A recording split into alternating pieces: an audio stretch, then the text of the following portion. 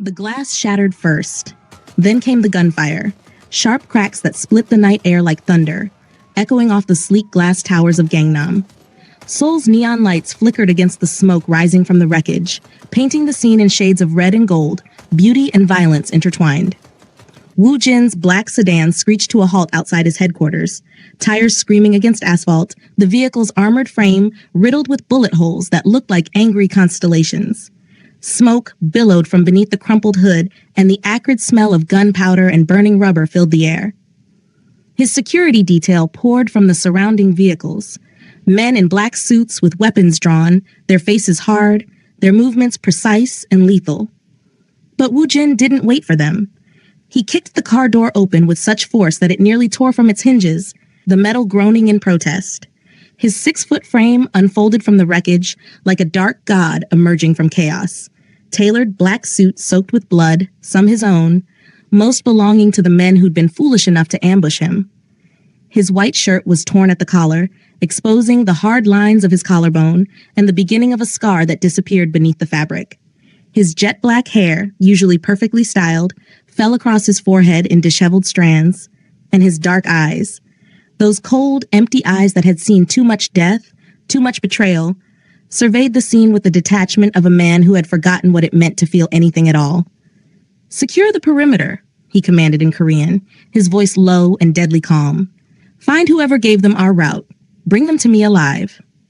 His men scattered like shadows, efficient and silent, the kind of loyalty that came from fear and respect in equal measure. Woo Jin pressed a hand to his side where a bullet had grazed his ribs, feeling the warm stickiness of blood seeping through his shirt, but his face remained impassive.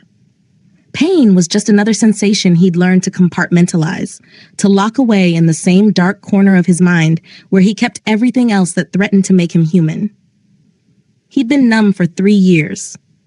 3 years since the night Park Min-seo, the woman he'd loved, the woman he'd trusted with every vulnerable part of himself, had betrayed him. 3 years since she'd lured him into that warehouse, smiled at him with those beautiful lying lips, and left him to burn while his enemies surrounded him like wolves scenting blood. He'd survived. She hadn't. But something inside him had died that night anyway.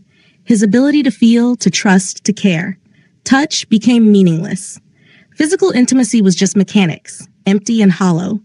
He moved through the world like a ghost inhabiting a body, powerful and untouchable and utterly devastatingly alone. Until tonight. Until her. Woo Jin pushed through the heavy steel doors of his building, leaving bloody handprints on the chrome handles. The lobby was all marble and glass, expensive and cold, a reflection of the man who owned it. His security team followed him inside, speaking rapidly into their comms, coordinating the lockdown. And then he saw her. Zuri Adeyemi stood near the bank of elevators, frozen like a deer caught in headlights. She'd clearly been working late. Her laptop bag was slung over her shoulder, her long braided hair pulled back into an elegant ponytail that exposed the graceful line of her neck. She wore a cream-colored blouse tucked into a fitted black skirt that hugged her curves, and even in his current state, Woo Jin couldn't help but notice the way the fabric moved with her breathing. The way her dark brown skin seemed to glow under the harsh fluorescent lights. She was beautiful, dangerously beautiful. And in that moment, as her wide eyes took in the blood, the smoke, the barely controlled violence radiating from him, all Woo Jin could think was, run. Run from me before it's too late. But Zuri didn't run. Instead, concern flooded her features, genuine, unguarded concern that had no place in his world. And she rushed forward, her heels clicking rapidly against the marble floor. "Boss, you're hurt." Her voice was accented, melodic, carrying the warm cadence of her Nigerian heritage mixed with perfect Korean pronunciation. "Don't." Woo Jin started, raising his hand to stop her, but the warning came too late. Zuri reached for him instinctively, her slender fingers wrapping around his bloodied hand, and the moment their skin made contact, everything stopped. Time. Breath. His heartbeat. And then it all came rushing back with the force of a tidal wave. A jolt of electricity shot through Woo Jin's body. Visceral, overwhelming, alive, like lightning striking dead earth. His nerve endings, dormant for so long, suddenly blazed to life. Heat flooded his veins. His pulse spiked so hard he thought his heart might explode. Every cell in his body oriented toward the point of contact, her soft palm against his scarred knuckles. And for the first time in 3 years, Woo Jin felt something. Desire. Raw, primal, terrifying desire. His breath caught audibly. His body went rigid. His eyes snapped to hers with an intensity that made Zuri's own breath hitch, and in that suspended moment, the entire world narrowed to the feeling of her hand in his. Her skin was warm, soft, everything his life wasn't. Her touch was gentle but firm, concerned but not pitying. And beneath the shock of sensation, Woo Jin felt something even more dangerous stirring: need. The need to pull her closer, to bury his face in the curve of her neck, to find out if the rest of her felt as impossibly right as this single point of contact. Boss? Zuri whispered, confusion and something else. Something heated, flickering in her dark eyes. The sound of her voice shattered the spell. Woo Jin jerked his hand away as if she'd burned him, stumbling back a step, his carefully constructed mask threatening to crack. His men were watching. His enemies could be watching. And here he was, reacting to his secretary's touch like a teenage boy experiencing his first crush. Unacceptable. Get back to your desk, he growled, his voice rougher than intended, almost harsh. Hurt flashed across Zuri's beautiful face, a flinch so subtle that anyone else might have missed it, but she recovered quickly, her expression smoothing into professional neutrality. Yes, sir. I apologize. She stepped back, clasping her hands together as if she could still feel the echo of his touch too, and for one insane moment, Woo Jin almost reached for her again. Instead, he turned on his heel and strode toward his private elevator, his spine rigid, his injured side throbbing in rhythm with his racing pulse. He didn't look back, couldn't look back. Because if he did, he might do something stupid. Something dangerous, something that would get them both killed. If you love Afro-Korean romance, mafia danger, forbidden desire, and stories that grab your heart, make sure you subscribe, because what's about to happen between Zuri and Woo Jin will shock you. Zuri Adeyemi had not come to Seoul for love. She'd come for revenge. Well, perhaps not revenge exactly. Zuri preferred to think of it as justice, but the distinction felt meaningless when she lay awake at night, remembering her brother's face, remembering the last time she'd seen Kofi alive via video call. His eyes bright with excitement as he told her about his big story, the investigation that was going to change everything. 2 weeks later, he was dead. The Korean police had called her in Lagos at 3 a.m. Her brother, they said in practiced, emotionless tones, had been found in an alley near Gangnam Station. Blunt force trauma, multiple stab wounds, gang-related violence. The case was closed within a month. Just another foreign journalist who'd gotten too close to the wrong people, another statistic in a city that had no shortage of darkness beneath its glittering surface. But Zuri knew better. Kofi had been careful, paranoid even. He'd been an investigative journalist for 10 years, had covered war zones and corruption scandals, had survived situations that would have broken lesser men. He wouldn't have been careless enough to walk alone in a dangerous area at night. He wouldn't have put himself in that position unless he'd been lured there. Unless someone had wanted him dead. Zuri had spent 6 months piecing together the fragments of her brother's investigation from his encrypted laptop, his hidden notes, the scattered breadcrumbs he'd left behind. What she'd found had led her here, to Seoul, to this job, to the pristine marble lobby of Woo Jin's building, where she now stood with trembling hands and a racing heart. Focus, she commanded herself, pressing her palm against her chest where her heart hammered like it was trying to escape. Focus on the mission. Focus on Kofi. Focus on anything except the way Woo Jin's hand had felt in hers. Except the way his entire body had tensed at her touch, every muscle going rigid like he'd been struck by lightning. Except the way he'd looked at her, really looked at her, for those few suspended seconds, with something raw and hungry and almost desperate flickering behind those cold, cold eyes. No, Zuri whispered to herself, pressing the elevator button with more force than necessary. No, absolutely not. She couldn't afford this. Couldn't afford to feel anything for the man who was quite possibly responsible for her brother's death. Because all of Kofi's research, every encrypted file, every photographed document, every late-night voice memo he'd recorded pointed to one organization, the Baeko Syndicate. And at the center of that syndicate, like a spider at the heart of a web, was Kwon Woo Jin. Woo Jin, whose legitimate business empire was just a front for money laundering, weapons trafficking, and political manipulation. Woo Jin, whose name appeared in connection with a dozen unsolved murders over the past 5 years. Woo Jin, who reported directly to the mysterious Chairman Kang, a man whose influence extended into every level of Korean government and criminal enterprise. Woo Jin, whose touch had just set every nerve ending in her body on fire. The elevator doors opened, and Zuri stepped inside, catching a glimpse of her reflection in the polished steel. She looked composed, professional, every inch the efficient secretary. No one would guess that beneath her calm exterior, her mind was screaming. Her brother's voice echoed in her memory from that last video call. "I'm close, Zuri. So close. There's someone at the center of all this. Someone everyone's protecting. If I can just get the proof." He'd never gotten the proof. But Zuri would. She'd infiltrated Woo Jin's organization, secured a position as his personal secretary, a miracle in itself, or perhaps fate's cruel joke. For 3 months, she'd been the perfect employee, efficient, discreet, professional. She'd earned his trust, or at least his reliance. And slowly, carefully, she'd been gathering evidence. Kofi's death would not be in vain, even if it meant working for a man whose presence made her skin tingle and her breath catch. Even if it meant denying the attraction that had been building between them since her first day, subtle, unspoken, but undeniable. Even if it meant betraying the way her body had responded to his touch tonight, like she'd been asleep her whole life and was only now waking up. He might have killed Kofi, she reminded herself as the elevator climbed toward her floor. He's a criminal, a monster, a man with blood on his hands. But even as she thought it, she remembered the shock in his eyes when their hands touched. The way he'd stumbled back, his composure cracking for just a moment. The way he'd looked almost vulnerable. "Stop it," Zuri hissed at her reflection. "Just stop." She had a mission. She had a purpose. And she absolutely, positively could not fall for Kwon Woo Jin. Inside his penthouse office, Woo Jin stood by the floor-to-ceiling windows overlooking Seoul, his hand, the one Zuri had touched, clenched into a fist. The city sprawled before him like a circuit board, millions of lights twinkling in the darkness. A kingdom he ruled from the shadows. From here, 40 stories up, the world looked small, manageable, controllable.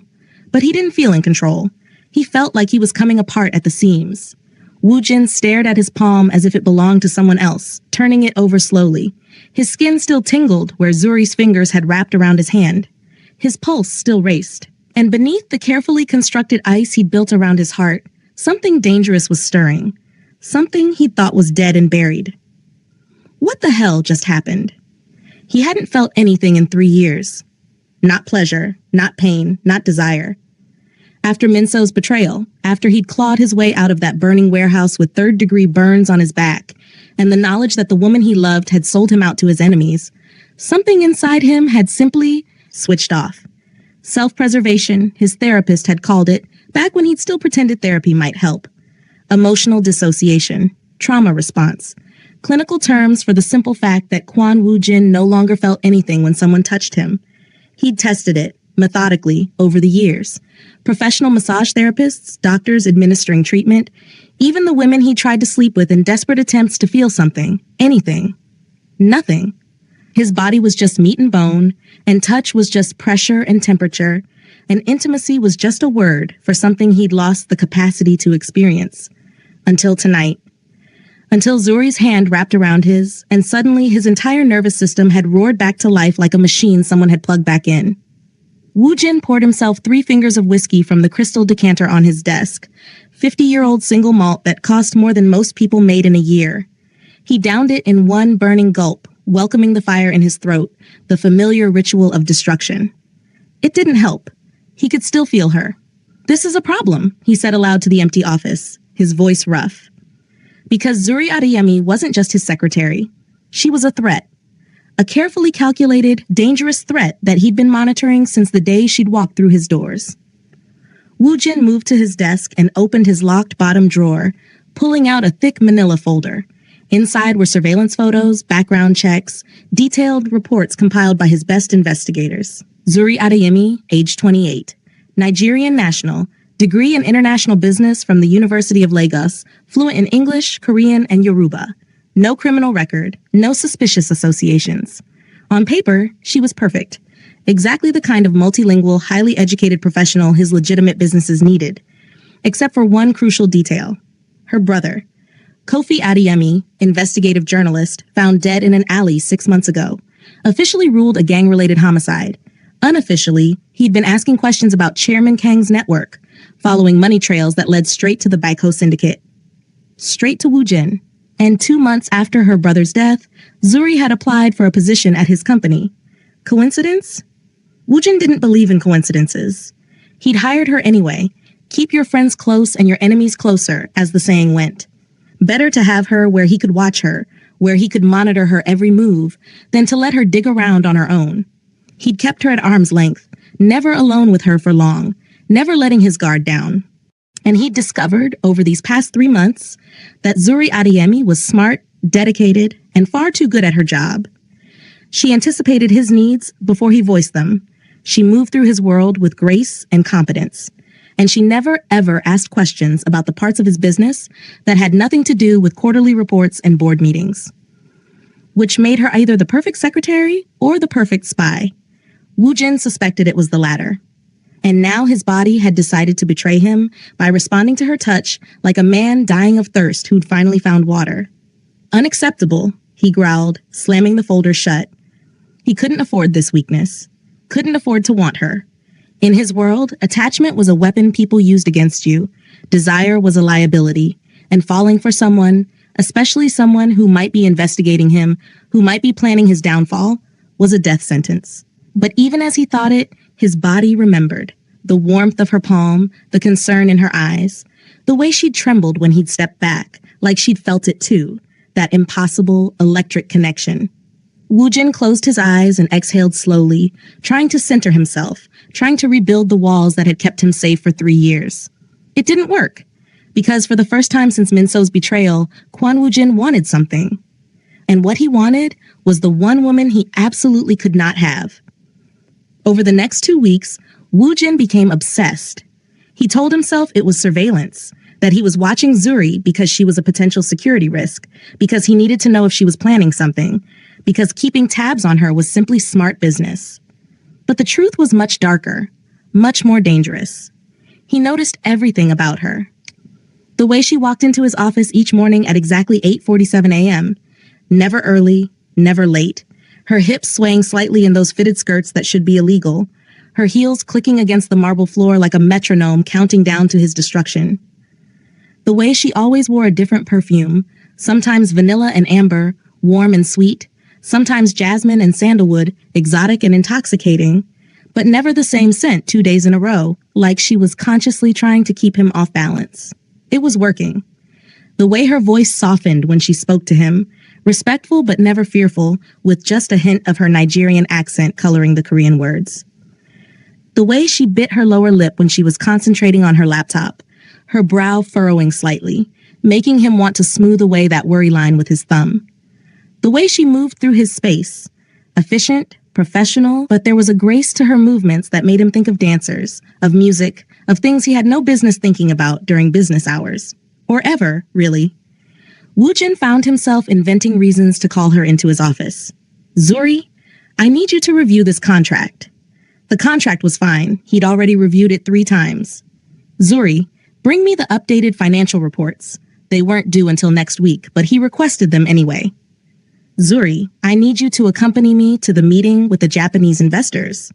His male assistant could have done it, but Woo Jin found himself wanting her presence, needing it in a way that made him furious with himself. Zuri, stay late tonight. We have work to finish. There was always work, but this was the first time in years he'd wanted company while doing it. And each time she entered his space, the air between them grew heavier, charged with something unspoken and dangerous. One evening, as Zuri leaned over his desk to point out a discrepancy in a quarterly report, Woo Jin caught the scent of her perfume. Tonight, it was something citrusy and bright, like sunshine bottled, and without thinking, he stood and moved behind her. Close. Too close. His chest nearly brushed her back, close enough that he could feel the heat radiating from her body, could see the way her breathing changed, becoming shallow and quick. Here? He murmured, his breath warm against the shell of her ear as he pointed at the screen. This is the discrepancy you mentioned? Zuri froze, every muscle in her body going rigid. Yes, sir, she managed, her voice barely above a whisper. Right there. The numbers don't match the previous quarter's projections. Wu Jin placed his hand on the desk beside hers, not touching, but close enough that if either of them moved even slightly, their fingers would brush. He could feel her pulse hammering in her neck, could see the goosebumps rising on her exposed arm, could hear the catch in her breath. "You're very observant, Zuri," he said softly, his voice dropping to that dangerous register that made his enemies nervous and his allies wary. "You notice things others miss." It was both a compliment and a warning. Zuri turned her head slightly, and suddenly their faces were inches apart. Her dark eyes were wide, pupils dilated, and Wu Jin could see himself reflected in them, could see the hunger he was trying so hard to hide mirrored back at him. "I try to be thorough, sir," she whispered, and he noticed her hands were trembling where they rested on his desk. "You're trembling," he observed, the words coming out rougher than he intended. "I'm not." Zuri started to protest, but her voice shook, betraying the lie.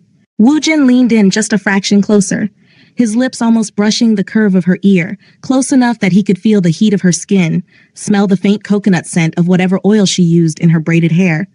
"You are," he confirmed, his voice barely above a whisper. "Why is that, Zuri? Are you afraid of me?" He should want her to be afraid. Fear kept people in line, kept them safe, kept them at a distance. But some dark, selfish part of him hoped she wasn't afraid at all. "No," Zuri breathed, and her voice carried a note of honesty that shouldn't have sent heat flooding through his veins. "I'm not afraid of you." "You should be," Wu Jin thought. "You should be terrified."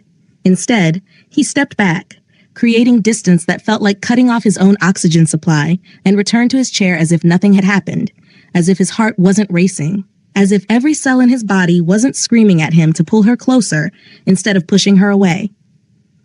"That will be all for tonight," he said, his voice carefully neutral. "You can go home." Zuri gathered her things with hands that were still shaking, her movements jerky and uncertain, and Wu Jin forced himself to look at his computer screen instead of watching her leave. He didn't trust himself to watch her walk away, not when every instinct was screaming at him to call her back. The close calls continued, each one more dangerous than the last. During a late-night strategy session in his office, Wu Jin had stood to retrieve a file from the cabinet, and Zuri had moved to help at the exact same moment. They'd collided, her soft body pressing against his hard frame, and for 3 heartbeats, neither of them moved. Wu Jin's hands had automatically gone to her waist to steady her, his fingers spreading across the curve of her hips, and the contact had sent electricity arcing through both of them. Zuri had gasped, her hands flying to his chest, and Wu Jin had felt his body respond with alarming intensity, heat pooling low in his abdomen, his pulse spiking, every nerve ending suddenly awake and demanding more. "Sorry," Zuri had whispered, but she hadn't moved away. Neither had he. They'd stood there, frozen, her palms burning through his shirt, his hands anchoring her against him, and Wu Jin had felt his carefully constructed control crumbling. He'd wanted to kiss her. God, he'd wanted to bury his face in the curve of her neck, to taste the spot where her pulse hammered visibly beneath her dark skin, to find out if she tasted as sweet as she smelled. Instead, he'd released her abruptly and stepped back, his expression hardening into ice. "Be more careful," he'd said coldly, watching hurt flash across her features before she masked it with professional composure. "Yes, sir. My apologies." Another incident occurred during a tense meeting with rival faction leaders, a negotiation that had gone south when the Yakuza representatives had attempted to renegotiate terms that had already been agreed upon. Voices had been raised, weapons had been subtly displayed. The tension in the conference room had been thick enough to cut, and then the lights had gone out.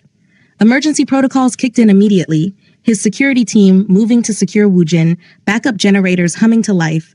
But in those few seconds of complete darkness, someone had fired a shot. Glass shattered. Women screamed. Men shouted. And Wu Jin's only thought had been, Zuri. She'd been in the back of the room, taking notes, and in the chaos, he'd moved on pure instinct. He'd found her in the darkness, her perfume guiding him like a beacon, and yanked her behind a pillar, his body covering hers completely as bullets tore through the space where she'd been standing seconds before. "Stay down," he'd commanded, his hand splayed across her lower back, pressing her against the cold marble, shielding her with every inch of himself.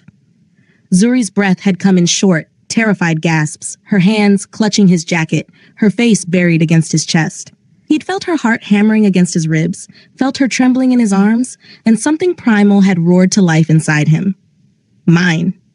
Protect. Keep safe. The lights had flickered back on after what felt like hours but was probably less than a minute. His security team had neutralized the threat. A sniper from a rival organization, already dead, the body being removed even as Woo Jin processed what had happened. But even after the danger passed, Woo Jin hadn't let go of Zuri immediately. He'd looked down at her, his hands still pressed against her back, and found her staring up at him with those impossibly dark eyes, wide with shock and something else, something heated and confused and utterly captivating. "Are you hurt?" he'd asked, his voice rougher than he'd intended. Zuri had shaken her head, but she was still trembling. "No, thank you. You saved my life." Woo Jin's gaze had dropped to her lips, full top, slightly parted, so close he could feel her breath ghosting across his face. His hand had tightened on her waist, his thumb unconsciously stroking the curve of her hip through the fabric of her skirt. He'd wanted to kiss her, needed to kiss her, needed to confirm that she was alive, that she was safe, that she was his. No. Woo Jin had released her abruptly, stepping back so fast he nearly stumbled, and gestured for one of his men to escort her out. "Take Miss Adeyemi home," he'd ordered. "Make sure she's safe." He hadn't looked at her again. Couldn't look at her. Because if he had, he might have done something unforgivable, something that would put them both in danger, something that would expose the weakness he'd spent 3 years trying to eliminate. Late that night, after the building had been swept and secured, after the bodies had been removed and the damage assessed, Woo Jin stood alone in his office, his hands braced against his desk, breathing hard. He was losing control. The realization terrified him more than any bullet ever could. For 3 years, he'd been invincible, untouchable not because he was physically impervious, but because he had nothing left to lose. No attachments, no weaknesses, no soft spots for enemies to exploit. And now, in the space of 2 weeks, Zuri Adeyemi had become his greatest vulnerability. He wanted her with an intensity that bordered on obsession, wanted to protect her, possess her, claim her in every way possible. And the wanting was driving him slowly insane because he couldn't have her. She was investigating him. He was certain of it now. He'd caught her lingering near restricted areas, had noticed her carefully casual questions about his business dealings, had intercepted her searching through files on her computer that had nothing to do with her job. She was looking for something. Evidence, probably, proof of his criminal activities. Something she could use to avenge her brother's death. And the truly insane part? Woo Jin wanted to give it to her. Wanted to lay all his sins at her feet and let her judge him, condemn him, destroy him if that's what she needed. Because at least then she'd be looking at him. At least then she'd see him, all of him, the good and the terrible and the irredeemably broken. "You're losing your mind," Woo Jin told himself, pouring another drink. But even as he said it, his mind was already cataloging the files he'd need to protect, the evidence he'd need to hide, the truths he absolutely could not let her find. Not because he was afraid of what she'd do with the information, but because he was afraid of what she'd think of him when she learned the truth. Zuri, meanwhile, was conducting her own investigation with increasing desperation. She'd been systematically working her way through Woo Jin's files, both the digital ones on the company servers and the physical ones in his office. She'd installed monitoring software on his computer that copied his keystrokes and screenshots, had placed listening devices in his office during cleaning hours, had even befriended his driver to learn more about his movements. And what she'd learned had shaken her to her core. Because the evidence she was finding didn't match what she'd expected. Yes, Woo Jin was involved in the Baeko syndicate. Yes, his organization engaged in money laundering, weapons trafficking, and various other criminal enterprises. Yes, he was dangerous, powerful, and ruthless. But he wasn't the monster she'd expected. The documents she'd found showed a pattern of restraint. Operations called off because of potential civilian casualties, negotiations favored over violence, strict rules about collateral damage. There were files showing charitable donations made through shell companies, programs supporting orphanages and women's shelters, educational initiatives funded through carefully laundered money. And most disturbing of all, there were files about her. Not just surveillance reports. She'd expected those. But detailed protection orders. Instructions to his security team to keep her safe without her knowledge. Arrangements for a driver to follow her home each night, staying a careful distance behind to ensure she wasn't followed or threatened. Woojin had been protecting her. Why? Zuri had asked herself that question 1,000 times as she lay awake at night, her body still humming with the memory of his touch, his proximity, the way he'd looked at her like she was the only thing in the world that mattered. And then there were the documents about Kofi. She'd found them buried in Woojin's private files, password protected with encryption that had taken her weeks to crack.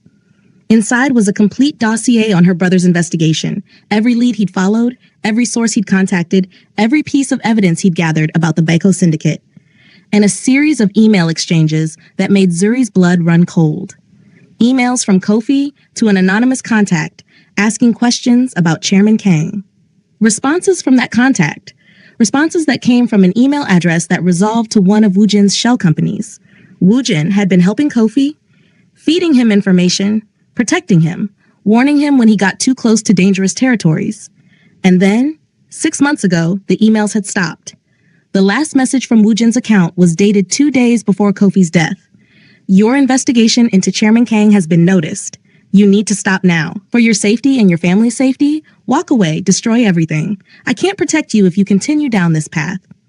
Kofi hadn't listened, and 2 days later, he was dead. Zuri had stared at that email for hours, her mind reeling. If Woojin had been trying to protect Kofi, if he'd warned him to stop, then who had actually killed her brother? The answer was in the files too, buried deeper, encrypted even more carefully. Chairman Kang. The name appeared again and again in connection with Kofi's death. Orders, payments, cleanup operations. Chairman Kang had ordered the hit, and Woojin had tried to prevent it and failed. Zuri's world tilted on its axis. Everything she'd believed, everything she'd planned, suddenly felt uncertain. She'd come here seeking revenge against Woojin, but the real monster was someone else entirely. Someone Woojin worked for. Someone Woojin was bound to. You don't understand what you're asking me to do, she remembered him saying once when a business partner had requested something that crossed an ethical line. I answer to someone else. My hands are not my own. At the time, she thought it was an excuse. Now she wondered if it was a confession. Everything came to a head 2 weeks later during a late night in Woojin's office. It was past midnight. The building was empty except for security. Zuri had volunteered to stay late to finish an urgent report, a convenient excuse to access files she couldn't reach during normal business hours. Woojin had left hours ago, or so she'd thought. She'd waited until his car pulled away, until the coast was clear, and then she'd used her copied key to access the locked drawer in his desk, the one that contained his most sensitive documents. Inside, she found what she'd been searching for, a folder labeled Adeyemi, K, her brother's name. Zuri's hands trembled as she opened it, spreading the contents across Woojin's desk. Her heart hammered as she scanned document after document, surveillance photos of Kofi taken weeks before his death, meeting logs, financial transactions that trace back to Chairman Kang's accounts. And then she found it. A handwritten note in Woojin's precise script, dated 3 days before Kofi's murder. Chairman Kang has issued the order. I've tried to intervene, but my authority is limited. If I protect Kofi Adeyemi openly, I risk exposing our arrangement and endangering both him and his family. I've sent him a final warning. If he doesn't listen, I cannot save him. God forgive me. Zuri's vision blurred with tears. Her hands shook so badly the paper fluttered. Woojin had tried.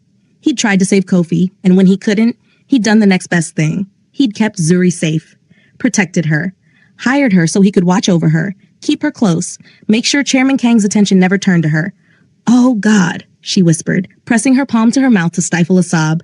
She'd been so wrong, so terribly, devastatingly wrong. Beneath Kofi's file, she found another folder, this one labeled with just her name, Adeyemi Z. With shaking hands, Zuri opened it. Inside were more surveillance photos, but these were different. They showed her arriving at the airport in Seoul, starting her new job, walking through the city. But attached to each photo were handwritten notes. Secured apartment in safe neighborhood. Rent paid through shell company. She must never know. Driver assigned for evening protection. Maintain minimum 50-meter distance. She values independence. Intercepted background check from rival organization. Information scrubbed. Her identity is secure. She smiled today. First time in 3 months. Note, increased security. Joy makes her visible. Zuri's tears fell freely now, spattering on the documents. Every word was evidence of Woojin's care, his protection, his what? Obsession? Duty? Something else entirely? She flipped to the last page and found a document that made her breath catch. It was a detailed report on Chairman Kang's organization. Names, locations, evidence of criminal activity, financial records. Everything someone would need to bring down the entire syndicate. And at the bottom, in Woojin's handwriting, for Zuri, when she's ready, when I can no longer protect her another way. He'd been compiling evidence. For her. To give her the justice she sought, even if it meant destroying himself in the process. What are you doing? A voice asked from behind her. Zuri spun around, her heart stopping. Woojin stood in the doorway of his office, still wearing his suit from earlier, though his tie was loosened and his jacket was gone.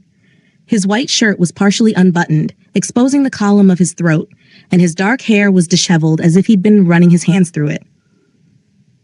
But it was his expression that froze her. Not angry, not cold, but tired. Deeply, devastatingly tired. And beneath the exhaustion, something that looked almost like resignation. Zuri, he said quietly, stepping into the office and closing the door behind him with a soft click that sounded like a death knell. Why are you looking at that? His hand rested loosely near the gun at his hip, not threatening, but present. A reminder of what he was, what he could do. Zuri's mouth went dry.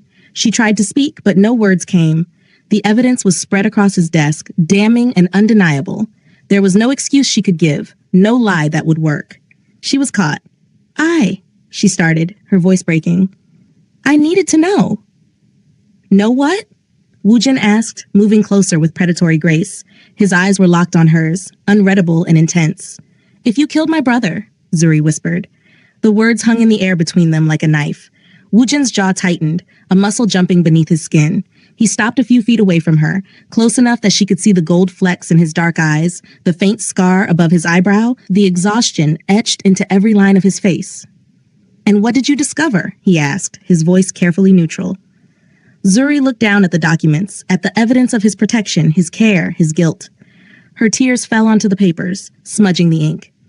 You tried to save him, she said, her voice barely above a whisper. You tried, and when you couldn't, you've been trying to save me instead. Woojin closed his eyes briefly, as if her words caused him physical pain. When he opened them again, they were filled with something raw and vulnerable, emotions he usually kept locked away behind walls of ice and steel. Yes, he admitted simply. Why? Zuri demanded, her voice rising with emotion. Why would you protect me? Why would you hire me, keep me close, risk everything? Because I failed him, Woojin interrupted, his voice rough with suppressed emotion. Because I couldn't save your brother, and I couldn't let Chairman Kang take you too. Because... He stopped, his hands clenching into fists at his sides. Because what? Zuri pressed, stepping closer despite every instinct screaming at her to be cautious. Woojin's eyes snapped to hers, and the intensity in his gaze stole her breath. Because from the moment you walked into my office for your interview, I knew you were dangerous, he said, his voice dropping to that low, dangerous register that made her shiver. Because when you touched me that night, I felt something I thought I'd lost forever. Because every day you work here, every moment you're near me, I fall deeper into something I have no right to feel. Zuri's breath caught. What are you saying? Woojin stepped closer, close enough that she could feel the heat radiating from his body, could smell his cologne mixed with something uniquely him, sandalwood and smoke and danger. I'm saying that you've become my greatest weakness, Zuri Adeyemi, he said, his voice barely above a whisper.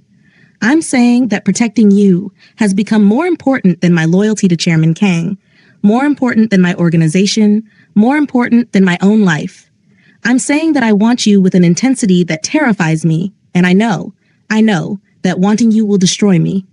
His hand came up, hovering near her face, but not quite touching, as if he was afraid of what might happen if their skin made contact again. I'm saying, he continued, his voice raw and honest in a way she'd never heard before, that my body only reacts to you, that you're the only person who's made me feel anything in 3 years, that every time you walk into a room, every time you speak, every time you breathe, I want things I have no right to want. Zuri's heart was hammering so hard she thought it might explode.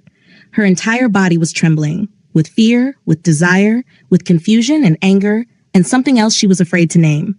You should have told me, she whispered. About Kofi, about Chairman Kang, about all of this. And what would you have done? Woojin asked, his lips curving into a bitter smile. Believed me? Trusted me? Or would you have run straight to the police with evidence that would have gotten you killed within hours? He had a point. Zuri looked down at the documents spread across his desk. The evidence he'd been compiling, the protection he'd provided, the careful notes documenting her safety. Who is Chairman Kang? She asked quietly. Why does he have so much power over you? Woojin's expression darkened. He's the man who saved my life after Minso's betrayal. The man who gave me power, resources, a reason to live when I wanted to die. He's my mentor, my benefactor, and my chains. I owe him everything, and that debt has cost me everything else. Including your freedom to choose, Zuri said softly. Yes. Including the ability to save my brother. Yes, Woojin said, and the single word was heavy with guilt and regret. Zuri reached out slowly, carefully, and placed her hand over his heart. She felt him tense, felt his sharp intake of breath, felt the way his pulse skyrocketed beneath her palm. I came here for revenge, she admitted. I was going to gather evidence, expose you, destroy you if necessary. I thought you killed Kofi. I know, Woojin said. I've known since the day you arrived. But now? Zuri looked up at him, her dark eyes swimming with tears and confusion, and something that might have been the beginning of understanding. Now I don't know what to do, because the man I thought you were doesn't exist, and the man you actually are is. A criminal, Woojin supplied. A killer. A man bound to an organization that destroys lives. Don't romanticize what I am, Zuri. The blood on my hands is real, even if I wasn't the one who killed your brother. You're also a man who tried to save him, Zuri said. A man who's been protecting me. A man who compiled evidence against his own organization because he knew I needed justice. Her hand was still on his chest, and she could feel his heart racing, could feel the barely controlled tension in his body. What happens now? She whispered. Woojin's hand finally made contact, his fingers gently cupping her jaw, his thumb brushing away a tear that had escaped down her cheek. The touch sent electricity arcing through both of them. That same impossible connection they'd felt the first time, but stronger now, more intense, laced with understanding and shared pain. Now, he said, his voice rough with emotion, you have a choice to make. What choice? You can take that evidence to the authorities, Woojin said, gesturing to the documents. I won't stop you. It will destroy Chairman Kang's organization, and it will destroy me along with it, but you'll have justice for Kofi. His thumb continued its gentle movement along her jaw, and Zuri found herself leaning into the touch despite everything. Or, she breathed. Or, Woojin continued, his eyes locked on hers with fierce intensity, you trust me. You let me handle Chairman Kang my way. It will take time, and it will be dangerous, but I can bring him down from the inside without putting you at risk. Why would I trust you? Zuri asked, even as her body betrayed her by pressing closer to his. Woojin's expression softened, and for the first time since she'd met him, Zuri saw him without the mask, vulnerable, honest, and achingly human. Because despite everything I am, despite all the reasons you shouldn't, you do trust me, he said softly. I can see it in your eyes. I can feel it in the way you're not pulling away from me right now. You wouldn't be here, wouldn't have stayed this long, if some part of you didn't believe I was telling the truth. He was right. God help her, he was right. Zuri's hand fisted in his shirt, pulling him fractionally closer. If I do this, if I trust you, what happens to us? Something dark and hungry flashed in Woojin's eyes. His other hand came to rest on her waist, his fingers spreading possessively across her hip. Nothing can happen to us, he said, even as his body contradicted his words by pulling her closer. It's too dangerous. Chairman Kang already suspects I've developed a concern for you. If he knew the truth, if he knew how much you actually mean to me, he'd use you against me. Or worse, he'd eliminate you to remove the weakness. Then we're trapped, Zuri whispered. Yes, Woojin agreed, his forehead dropping to rest against hers. We're trapped between what we want and what will keep you alive. They stood like that for a long moment, breathing each other's air, their bodies pressed together in a way that was both innocent and charged with desperate longing. Zuri could feel every hard plane of his body against her softer curves, could feel the tension thrumming through him, could sense the iron control he was exercising to keep from closing the final distance between them. Woojin, she whispered. Don't. He breathed against her lips, so close she could almost taste him. Don't say my name like that. Don't look at me like that, because if you do, I won't be strong enough to stop. Maybe I don't want you to stop, Zuri said, the words escaping before she could think better of them. Woojin's control cracked. His hand tightened on her waist, pulling her fully against him, and his lips hovered a breath away from hers. So close, so impossibly close.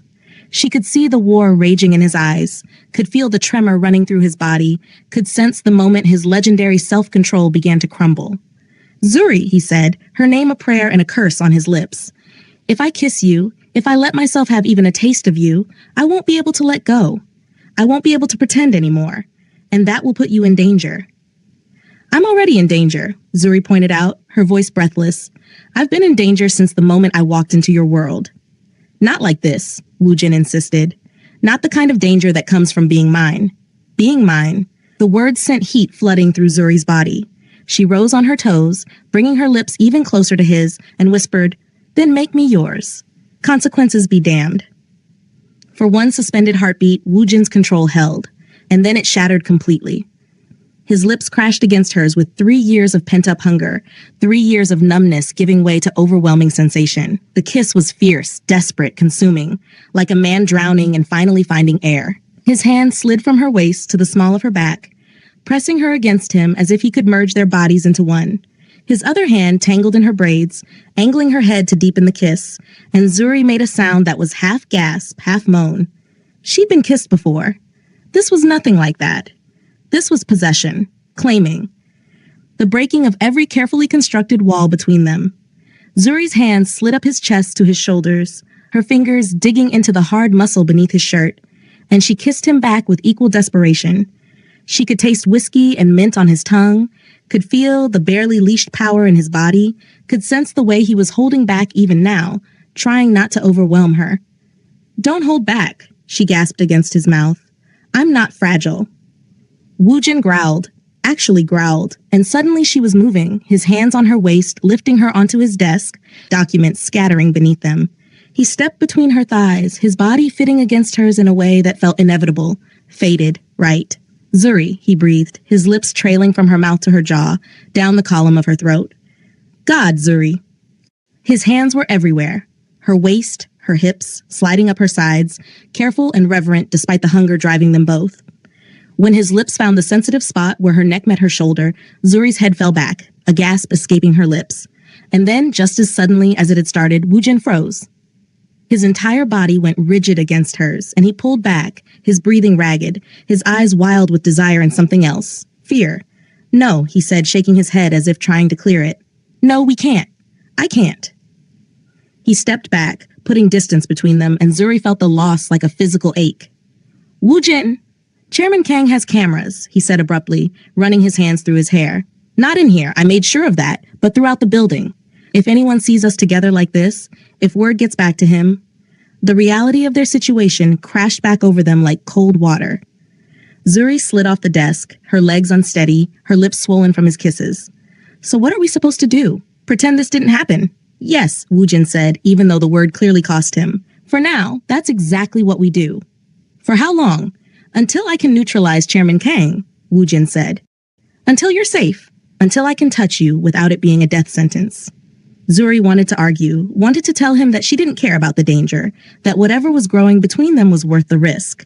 But she saw the determination in his eyes, the fear beneath the mask, and she understood. He'd already lost too much. He wouldn't risk losing her too. "How long will it take?" she asked. "To bring him down?"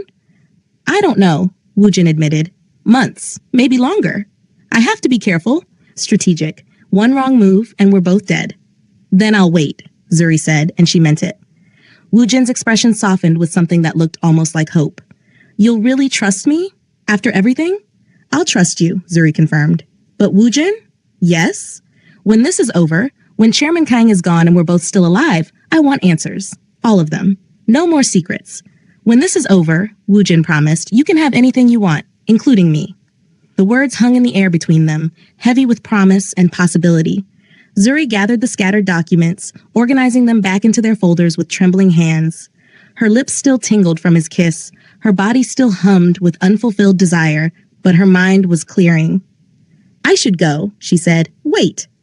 Woo Jin moved to his safe and pulled out a small device, a phone, but not like any she'd seen before. Take this. It's encrypted, untraceable.